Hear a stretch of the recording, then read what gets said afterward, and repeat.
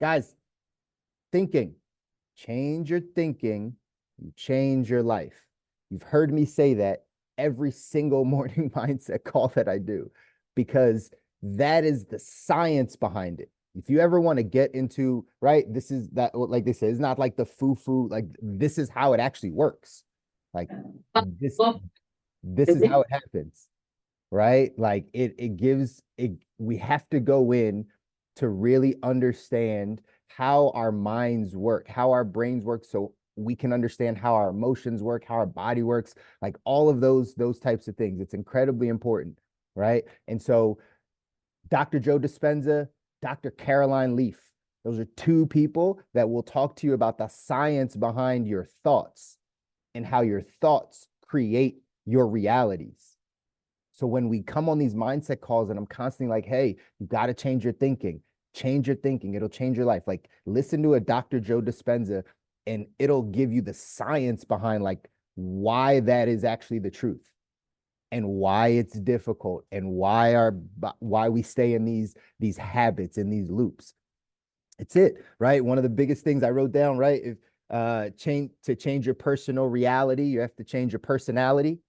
In order to change your personal reality, you have to change your personality. So I know I just hear some some person out there be like, that's just how I am. That's why they won't change. If you ever get around anyone and they're like, well, that's just how I am.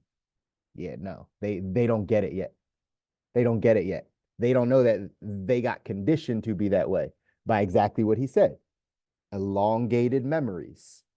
We stamp them in our brain. We go through them. We don't process them. Man, I think about the generations that never went to therapy, right? Like we're so blessed to live in this time that we actually like mental health is a thing that like we can go to therapy and like counseling. There's so many generations before us that like that wasn't even a thing. So think of all the memories that get stamped in their mind and they never can process all the things that have happened. They don't ever talk about them. They just like, no wonder they get to the place that they're at. Have empathy for it because this is just how the brain works. And if we don't understand this stuff, we'll never change, right? We'll never take control of our life. So to the big kind of big takeaway also is we have to learn how to think about what we're thinking about. The first step to change, he said, was thinking about what you're thinking about. That's called metacognition. To think about what you're thinking about. How aware are you of what your actual thoughts are, what you actually say, how, right? What your temperament is, what your memories are. Like how much do you think about that? It's important if you want to take your life to the next level. If you want to design your ideal life, we want to change. We want to become the right, our best version of ourselves. We want to get to changing our personal reality. We got to start thinking about stuff like this.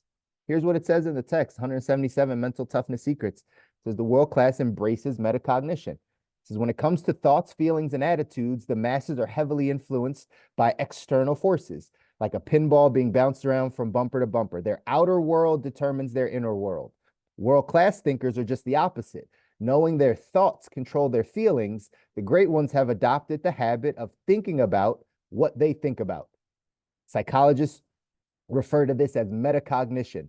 This championship habit enables the performer to get to the root of the thoughts that bring about both positive and negative feelings. Once the performer is aware of the thoughts that are ultimately creating his results, he has the power to change any thought he chooses. In essence, metacognition enables the performer to take control of his thought process.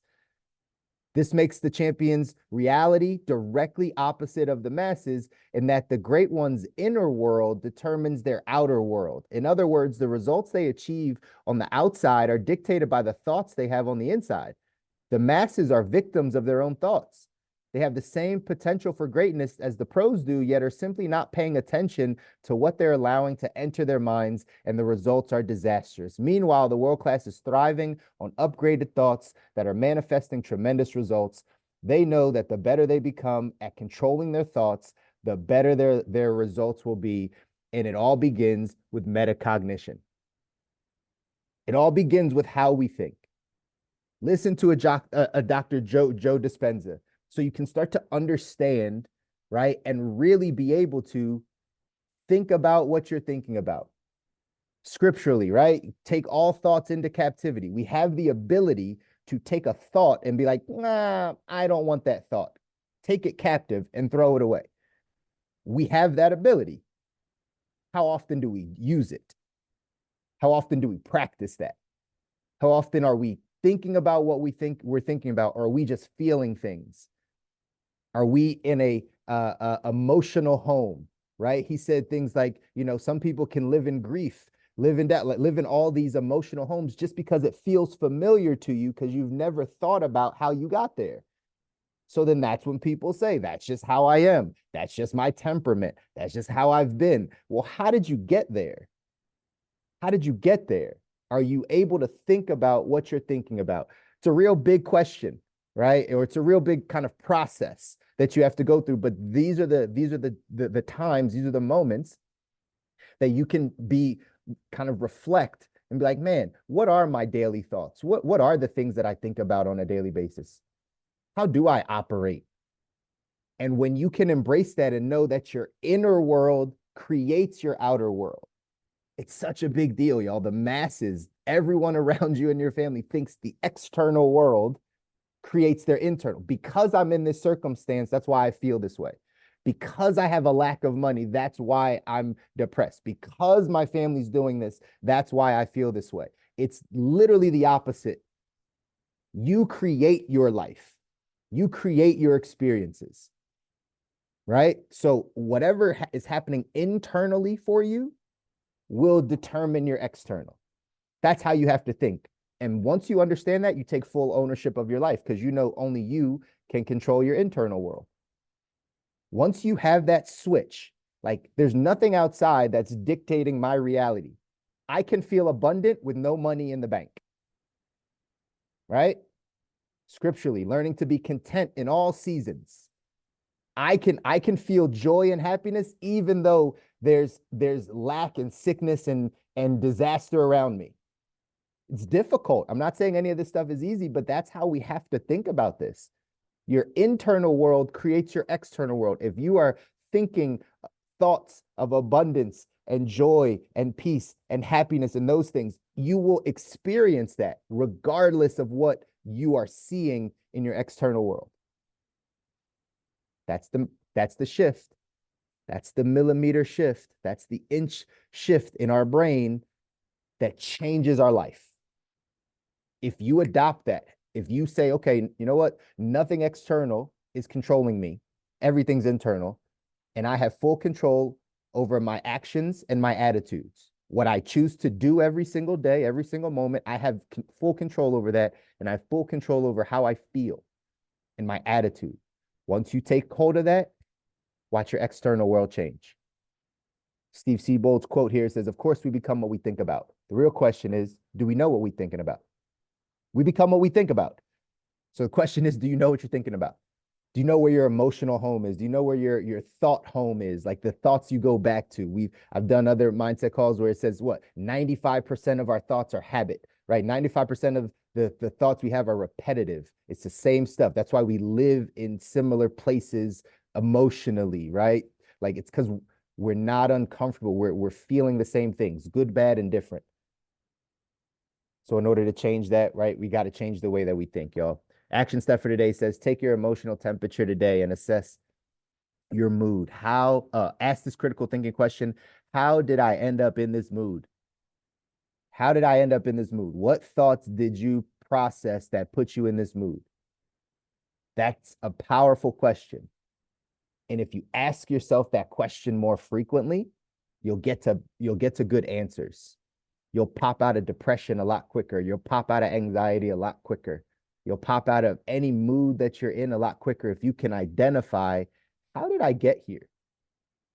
Like as I'm wrapping up, like this is almost autopilot for me because I've been doing this for so long.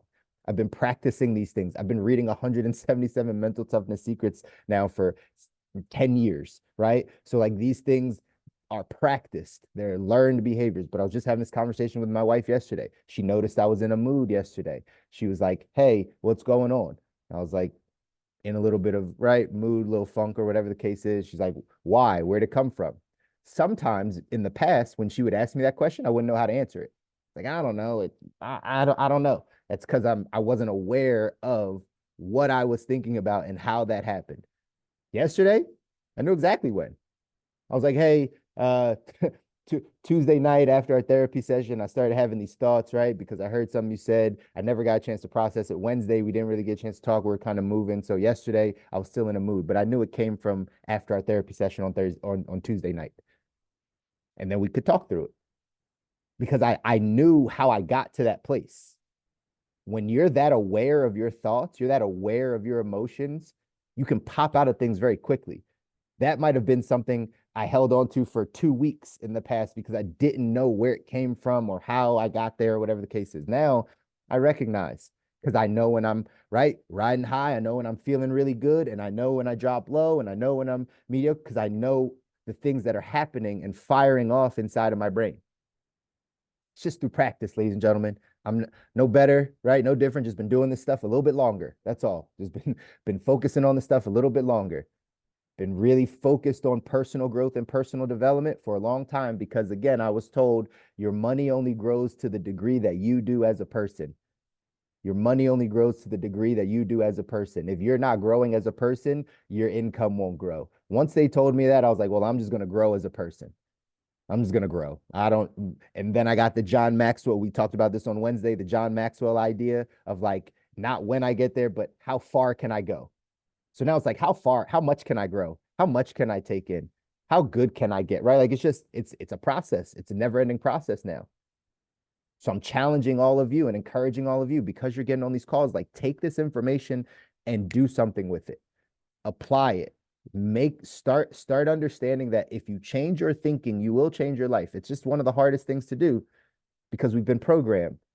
Our brains wire like chemically. The stuff that Dr. Joe Dispenza talks about, like it wires us. So we have to unwire, right? Unlearn, relearn. It's a process, y'all, but you can do it. And you have to do it if you want to change. You have to do it. So I love you guys. Let's go make this thing happen. Happy Friday to y'all. Go out there, do something that scares you this weekend. Do something that pushes you out of your comfort zone. Maybe you just need to sit with yourself this weekend. Maybe you need 4 hours to yourself with no phone, with no TV, with no distractions, with no people, just to sit with yourself and journal and meditate and pray and get in your quiet space. Like maybe that's what you need this weekend. Maybe you should try to find some more times to give that to yourself so you can start to think about what you're thinking about and not just go through life feeling what you're feeling, because we got to change some of those things, y'all. So let's come back. We'll do it again on Monday. Enjoy your weekend. Love you guys. Take care.